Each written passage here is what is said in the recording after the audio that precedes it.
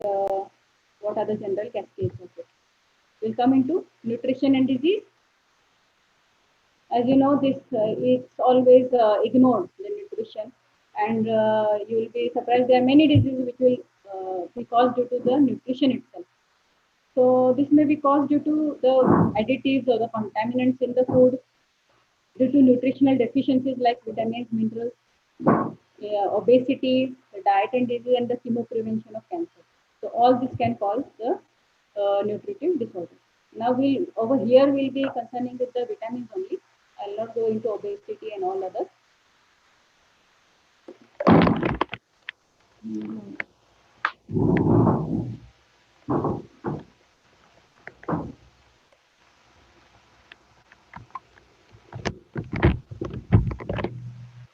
Over here we'll be dealing mainly with the water soluble and the fat soluble vitamins. You know the vitamins, they are water soluble and fat soluble. Over here, the water soluble are the vitamin B group and the vitamin C. Fat soluble vitamins A, D, E, and K. Water soluble, the B group, it contains B1, B2, B3, B5, B6, B7, B9, B12. You can see in the picture, B1, B2, B3, they nourish the nervous system, stress and sleeplessness, will be caused if they're not there in the diet. Vitamin B5, it collaborates with making hormones. Vitamin C is a strong antioxidant. Vitamin B6, it improves the circulation. B7 is involved in the skin, nails, and hair health. B9, B12, fertility, pregnancy, fetus development, and anemia prevention. Fat soluble vitamins A, D, E, K. A, as you know, for vision health. For D, it fortifies the bone. E, heart health, cholesterol, and vitamin C, K, coagulation problem and the circulation. Now I'll come with the fat soluble vitamins, that is the A, D, E, K. They are readily stored in the body fat. They are poorly absorbed in the digestive disorders and involving in the malabsorption of the fat. Water soluble B group and the C, they are readily excreted in the urine. In the vitamin store, the fat stores more longer than the water. B12 and vitamin A, the stores are sufficient for 1 year. But folate and thiamine may become depleted within weeks. So you have to eat a balanced diet so that all these vitamins are given to your body. We'll come to the main vitamins, the vitamin D metabolism, as you know. Over here, it can be either got from the ultraviolet irradiation, like from the sun itself, or from the diet. It's absorbed, the small intestine absorption of the dietary sources, where the vitamin D is taken into the blood. It is then uh, converted into the active form, that is 25 dihydroxy, which is from the with the help of the enzyme alpha 1 hydroxylase. And this, what does vitamin D do? It helps in the calcium and phosphorus absorption in the intestine. So it maintains the normal level of calcium, that is normal calcium and phosphorus. And this in turn helps in the mineralization of the bones. What happens? It helps, as I told you, intestinal absorption of calcium and phosphorus. It collaborates with the parathyroid hormone in the mobilization of calcium from the bone. It stimulates the parathyroid dependent reabsorption of calcium in the renal tubules also, where in the renal tubules also will absorb the calcium if it is stimulated by the parathyroid. Then the active form is best regarded as a steroid, which acts by binding to the high affinity receptor. So you can see if there is a vitamin D deficiency, there will be poor bone mineralization basically, because there is decreased uptake of calcium and phosphorus in the intestine, and there is a decreased serum level of calcium and phosphate. The parathyroid will then be stimulated, which will cause mobilization of the calcium and phosphorus from the bone, and this will in turn cause the poor bone mineralization.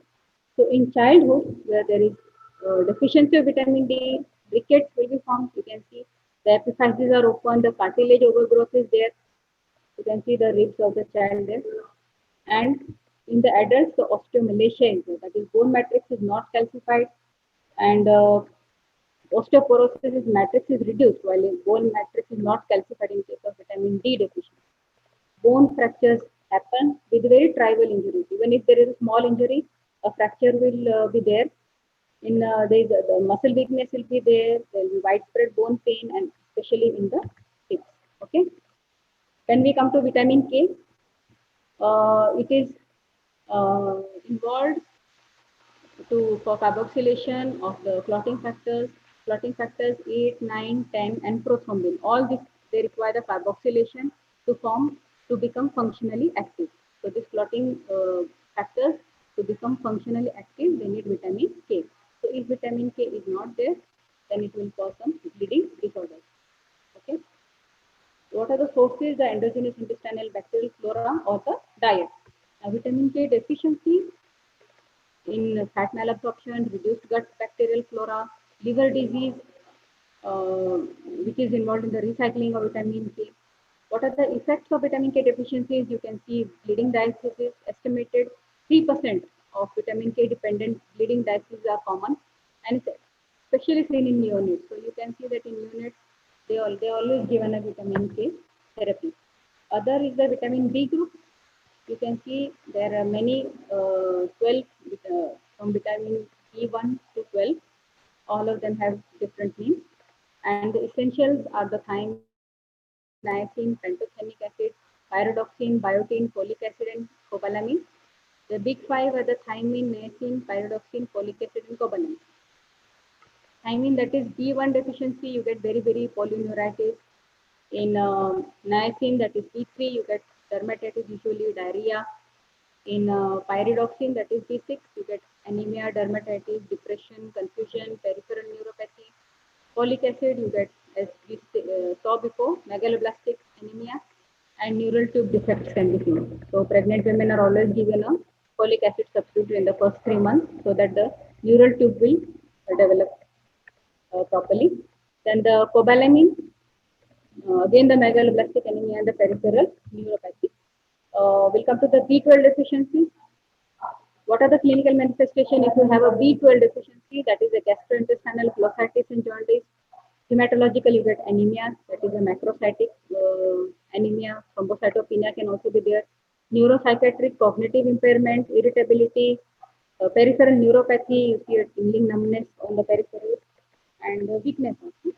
Cutaneous, you see hyperpigmentation and vitiligo. Vitamin C deficiency, it's antioxidant, as you know. There's an impaired collagen formation. Vitamin C is necessary for the collagen formation. So there's a poor vessel support as the collagen is not formed properly, and this results in the bleeding tendency, especially in the gums. There is very easily bleeding from the gums. The periosteum and the joints are also involved. You can see the small petechial patches in the skin. Other effects are inadequate synthesis of the osteoid and impairment healing. So healing needs this collagen. So there will be an impaired healing as well as decreased synthesis of the osteoid. So this is a very fast presentation of neoplasia, anemia, leukemia, and nutritional disorders and shock.